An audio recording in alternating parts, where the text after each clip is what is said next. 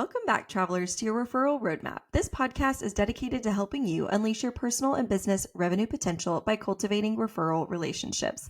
In this 10-part series, we are giving you the tools to break you free from the productivity traps that keep you overwhelmed, overworked, and underfulfilled.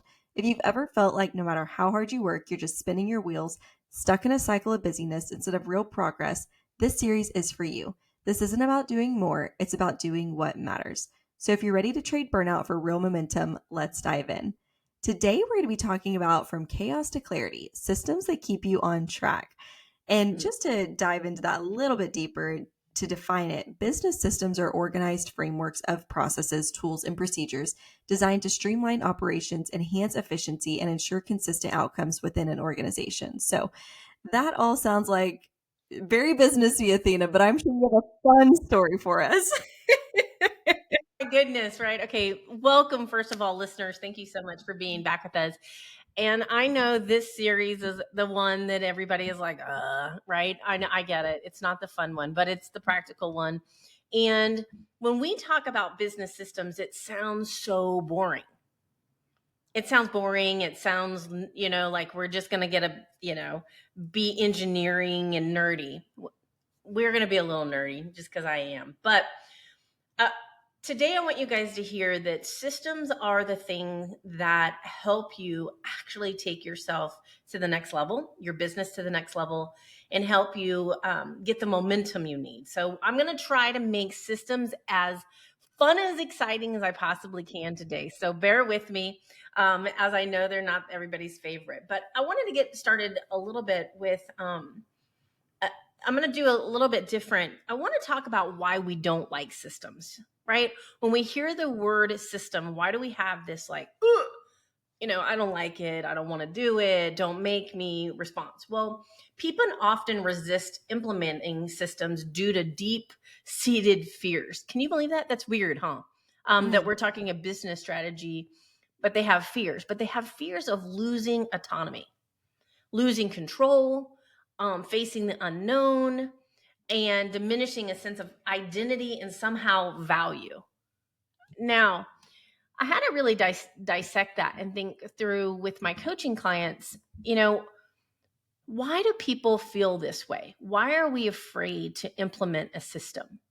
Well, I'm going to tell you, I have had clients that really struggled, Jada, to implement and identify a system because they were afraid if they did, it would diminish their value in the organization. That somehow their peers or bosses or other people wouldn't think that they were as valuable.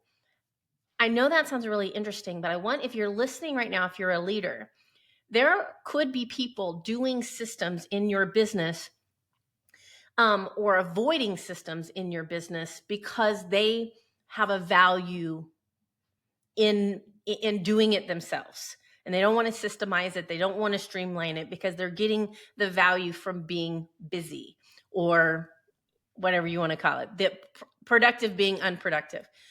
So I want you to think about that as a leader. I currently have a situation where one of my employees at one of the businesses seems really busy and has created a sense of, this is all that I have to do.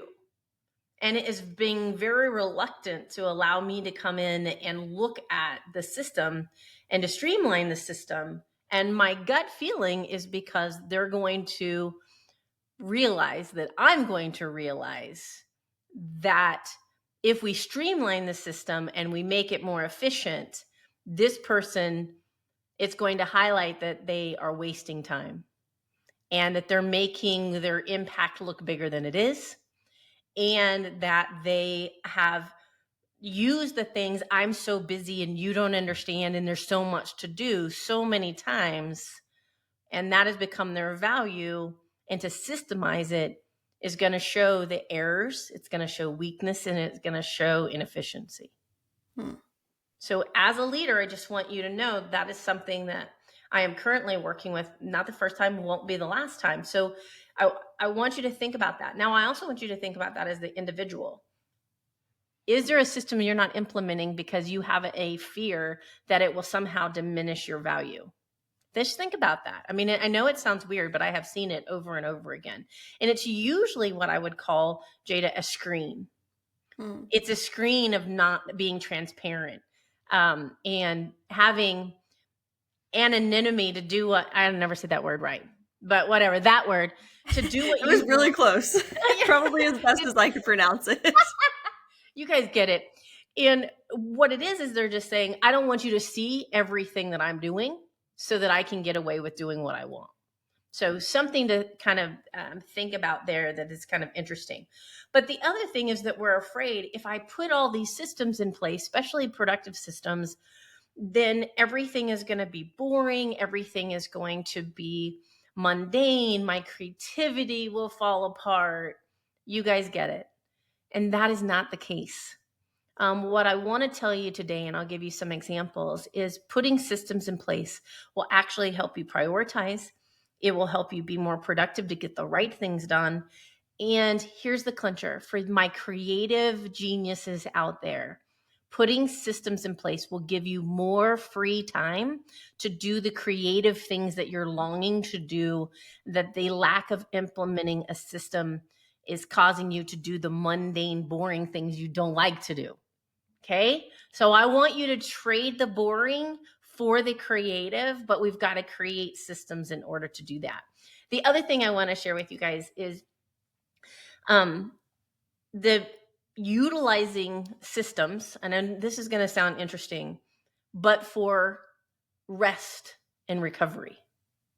For the longest time, I really struggled taking time off from work, and for multiple reasons, mainly because I was a workaholic and I got my value from work. And so there were some, psychological things there going on. But I really struggled with taking time off. And so now I have created a system, and I know if I give myself these times, these blocks of times where I'm like, okay, you're allowed to do that. You're allowed to go do this or do that. That system of allowing me breaks has allowed me no longer have guilt and shame about doing the recovery that's necessary. So systems can actually play into your recovery efforts, which also improve productivity and creativity. So systems don't have to be ugly and all bad. We can use them in a lot of other, lovely ways. One of the best systems I have ever implemented in business, and I wanted to share this with you guys, and I believe I've shared it already once, but I want to say it again because it's been so impactful, is EOS, Entrepreneurial Operating System. We pay for a coach, so my business partner and I pay for a coach to do this. Yes, I have a coach. I have a mentor. I have a coach. I even have a health coach. So we need coaches. Hello, high performance people will need coaches. So this coach, what they do in EOS is implement systems at the best level I have ever seen in an entrepreneurial environment. Because in an entrepreneurial environment, we often are all over the place, right? Creative idea here, creative idea here, creative idea here. And we have all of these objectives to hit, and we struggle with what is a priority, what's next, etc. And I'm not going to go into the rocks, pebbles, sand. You can listen to another podcast that we did in this series that I kind of dug into that. But frankly, all we're talking about is creating a system that identifies your priorities and then takes your priority, takes it back down to 90-day increments. And what are those big things we have to work on in order to achieve the objective every 90 days to get us closer to the 1-year goal, right? So that's creating a system on how to achieve our goal. And I got to tell you, here's the real life story. So I had sat down several years ago with a coaching client of mine, and she had dream boards. She had journals full of dreams. She had ideas out the wazoo. All these ideas. Super creative, amazing person. And we sat down and I said, okay, what is your system to execute these? And you know what? She didn't have one. She had no system in order to do any of these things. So I sat down with her and I said, well, first of all, which one of these are your priorities?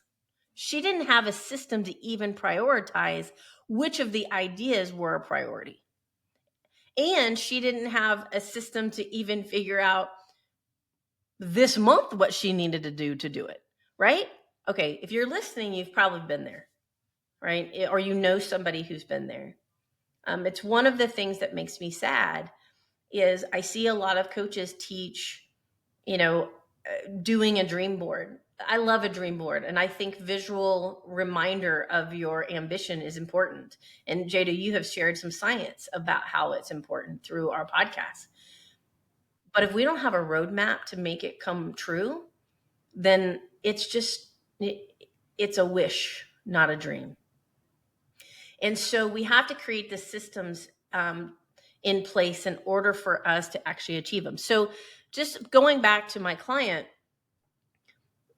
we put some systems in place. And she's excessively creative. And she bucked at it first, but she realized once we got her prioritized and we started putting systems in place, she started to see the momentum shift. She started to see how she could have a system still to have that creative time. And she saw progression in her business. She started to see breakthrough. She started to see things that she didn't know could come true start to come true. She started to see a better future. She started to have hope in what she would tell you if she was sitting here in the boring concept of systems. Now, I will say there was some systematization that we had to do that was very data driven that we both agreed she needed to hire somebody to help her do with it because she was going to go crazy if she did that part. But I just want to tell you, systems are critical to your success. And like my client, it can change everything for you. It can help you go from I'm dreaming it to I'm doing it. So, but is there any science to this, Jada? There definitely is. So there's four, three or four, I think three actually, things that I Okay. wanted to talk through. So one of them is business process management, or it is often referred to as BPM. It enhances productivity, and in the research, it shows that implementing business process management, so BPM frameworks, can lead to a 50% increase in productivity, a 90% reduction in cycle times, and an 80% improvement in quality. So, those substantial gains highlight the transformative potential of a well structured system in optimizing organizational performance. Those are some high numbers. I know, I was kind of blown away by them as well. I'm like 50% increase in productivity. Sign me up. 90% reduction in cycle times. That's what I was like, whoa, Wow. Okay. right? Okay. Those are some numbers. Okay. Awesome. And then the next one is the enterprise resource planning ERP systems drive efficiency. So, ERP systems have been shown to save manufacturers 22% in operational cost and reduce the time to make business decisions by 36%. These statistics demonstrate how integrating systems can streamline processes and enhance decision-making efficiency, even at a different type of business. And so, just Oh showing that yeah. it's effective throughout the across the board. Yeah. And then the last one is continuous performance management boosts goal achievement.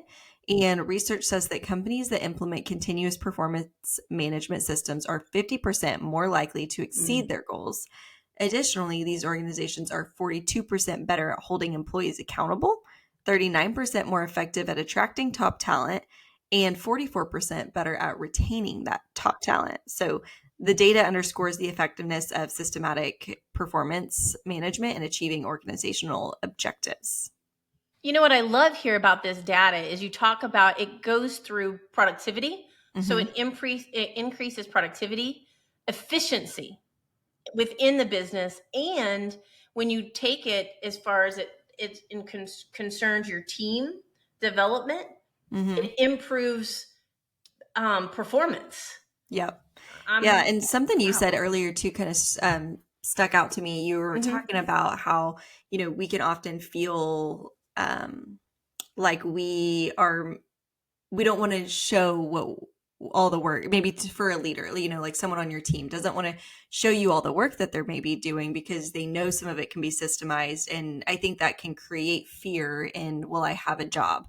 And I think if you're the top talent that your company's trying to keep on, then the answer is yes. And I think this just goes back to, Darren Hardy's training and just making sure people are in the right seat. And so that's just, it really stuck out to me of, my top strengths are not someone else's top strengths, and weaknesses are not other people's weaknesses. And there are things that I do, I'm sure, that can be systemized, and I can spend the time that saves me on doing something else that is benefiting the company more. So just reframing it too from that standpoint of, if you're not a leader in your company and you maybe are on the other side of that and feel scared to allow your leader in, just reminding yourself that you can use that time to use your skills and your strengths for something that you actually might enjoy more.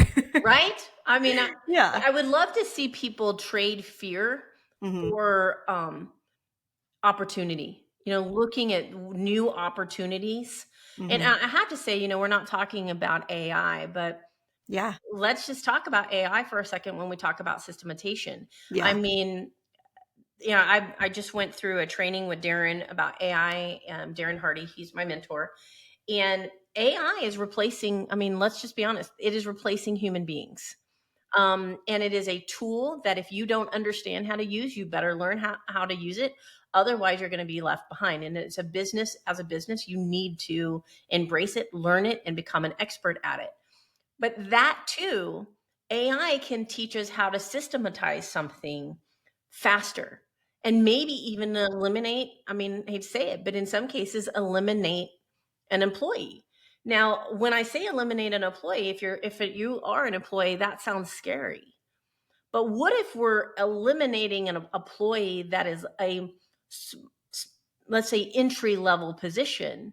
So then I have the revenue to attract the better talent to do the things that AI can't do. Mm. So I want you to think about that. So if you have a talent, going back to your point, Jada, I promise you there are things that you do Hmm. that somebody less paid than you could Hmm. do. So it's Oh, really definitely. looking at those things and learning to systematize. So I know this is not about AI. I think maybe Jada and I will need to do a podcast about it, but I think it's important to think about AI and think about systems and how we can integrate them. But I wanted to do the rubber meet the road. I want to make sure that you guys take some practical tips. What do we do with this, Athena? How do I take this knowledge? How do I take this and actually implement some systems? So I'm gonna give you some tools today. I hope that you are saving these, liking these, sharing these with your friends, but also that you have a notebook to be writing these things down. It really is my heart. If you know me, my heart is not to I know this sounds bad. I'm not here to motivate you. I actually want to have an impact, and that means that we have to execute what we're learning. So, all right. So, number one, identify repetitive tasks. That thing that you're doing over and over again, and ask yourself, is there a way to systematize this? So, how do you do that? First of all, you have to list out what you do daily, weekly, and monthly. And I know we've talked about this in one of our podcasts, but that is a great exercise no matter who you are to look at and say, what am I really doing? So that you can prioritize them and have awareness. But start looking at, okay, what could I systematize? What could I delete? What could I delegate? And um, what could I maybe hire for? So you need to look at that. So to see, in order to pick a system, you have to actually see what you're doing. So create a step-by-step process for the tasks. If you find one that you're like, you know what? That's repetitive. We could have AI do that, or we could have an internal system do that. We don't have to do that. And then utilizing automation tools like your CRM, email responses, etc. I know, Jada, we have in our CRM, our customer relationship management tool, which we Hmm. use HubSpot. Um, not that it's the best one for everybody, it's the one we use, but we have a lot of automation within HubSpot that we have utilized since you've come on board in the Mhm. last couple of years. So we did this where we were making emails manually and trying to answer, where you have come in and done exactly what we're talking about. Look at and how do you utilize a resource in order to automate things to give you back some of your time. So that's a real life example. So write down what you're doing, and see if there's a automation tool, a CRM that can be doing it for you. Number two, simplify, automate, or delete. There are things you are doing that you just don't need to be doing. And that could literally be deleted, or you can automate, or you can just make it more simple. Okay, so I want you to be honest with yourself. What are you doing that could be made more simple? And I think through this is, I'm throwing our business under the bus, I think, a little bit today, but I would rather throw myself under the bus so that you guys learn. And recently in the home building world, in the last 4 years, we had a particular leader who's no longer there, but we had a leader that cared more that things were complicated than efficient. So his need to make it complicated, um, honestly, out of OCD, and I think about feeling important. So his need to feel important, that no one could do it quite as good as he did it, made many systems within the organization that he managed far more complicated than necessary, which made it very inefficient. So had those things been simplified, were there things that could have been automated, and steps that could be deleted? Think about the difference in the system. So you can have a system that you create that's so regimented, OCD ridiculousness, that it's inefficient. And I will say, I'm not afraid to say this. I am working with the rest of the leadership team to unpack all of those systems, to simplify, automate, and delete, to create uh, systems that flow better, allow for humans to make decisions, and are efficient, not just OCD perfect. So, again, I'm throwing our own company under the bus, but lessons learned, right? All right, number three, establish a performance tracking system. So if you have a team, you want to make sure that you are tracking their performance. And we talked about that because we want to increase productivity. But I'm going to tell you, if you are in business for yourself, I would say do it for yourself too. Sit down and ask yourself how you're doing.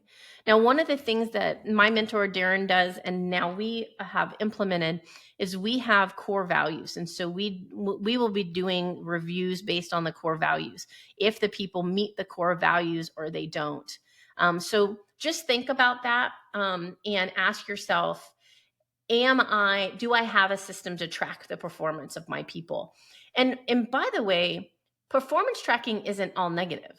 Performance tracking is also praising people for doing what's well, and it's about developing people. I'm almost finished writing reviews for my team, and I have a great team. Do they have area of opportunity for growth? Yeah. And it's my job as the leader to point that out, so I continue to help them grow.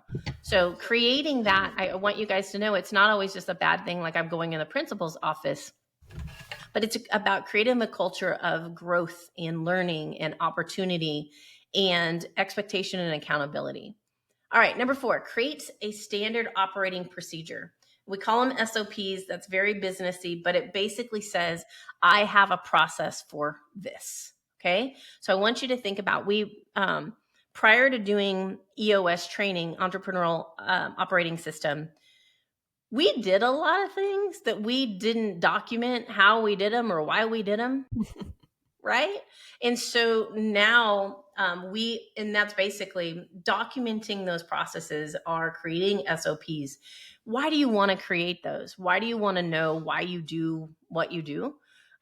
Couple of reasons. One, so you don't veer from what is working, and you can analyze what is working and what is not working, but so you can train your freaking people so everybody on the staff can know what we do in that situation. I think that's really important. Just recently, we are doing what I'm preaching in the home building world. We are um, purchasing new technology that will help us communicate with the clients easier. And as we did so, we were so excited, yay, we're going to be able to communicate better. And we've got this new thing and it's going to systematize and give us efficiency. Woohoo! Well, we as leaders didn't sit down and write the SOP. Like, how is this going to be executed? What departments is it going to affect? Yada, yada, yada, right? And so it's having that, have great ideas, but also make sure that you write down the system of how it's supposed to work, who it's going to impact, who's responsible for it, all the things. I know that sounds boring, but it just helps everything run more smoothly. And last one, commit to auditing and adjusting. I want to go back to that leader that used to work for a company that there was no adjusting. It was his way or the highway. That is not good leadership. Good leadership is consistently taking and analyzing, what are we doing? Why are we doing it? What's the why? What's the impact? And listening to the entire team and getting their feedback so that we can gather the best practices and change those.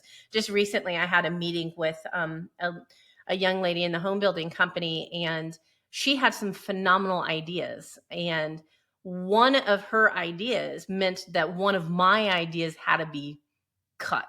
So I had this idea, and after we went through her ideas, the boss's idea cut because she had a better idea, right?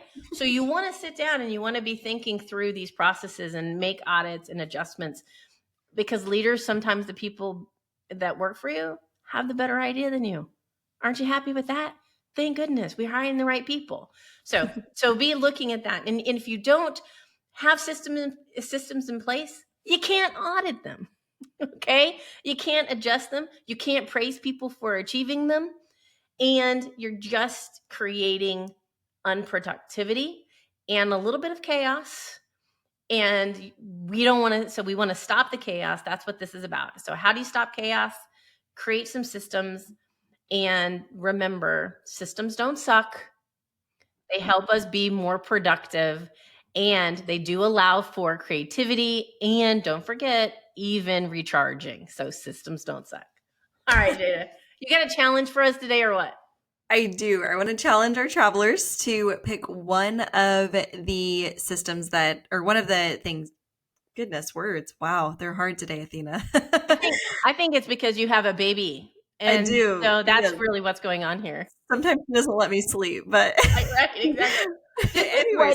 This is what working and being a mom really looks like. Can we just be honest? You get tired. You get tired sometimes. And then you stumble over your words because, again, words are hard. But I do want to challenge our travelers to pick one of these strategies that Athena talked about today to implement. Again, we cannot climb Mount Everest in one day. And so just take small bites, take small steps towards your goal. So I want to challenge you to choose one of those today and implement it this week. And then let us know how it works. We would love to hear from you guys. And then additionally, wanted to let you know that if you click the link in the show notes, it'll take you to our season 5 resource guide. It's full of goodies for the entire season. I know we're on episode 8 now, so we have 2 more episodes this season, but we've already had 7 episodes before this, and there's lots of really good resources that we want you guys to take away. And so make sure to download that. And then you can also join our Success Revolution in that same link. It is our weekly blog. It gets you weekly strategies straight to your inbox. So I would highly recommend you sign up for that. And then want to invite you to like and subscribe so you can join us next week. Excuse me. So you can join us next week as Athena brings some real talk and real strategies on shame-free productivity, how to get more done without self-criticism. So we look forward to seeing you all next week. Thank you guys. Thanks for being here.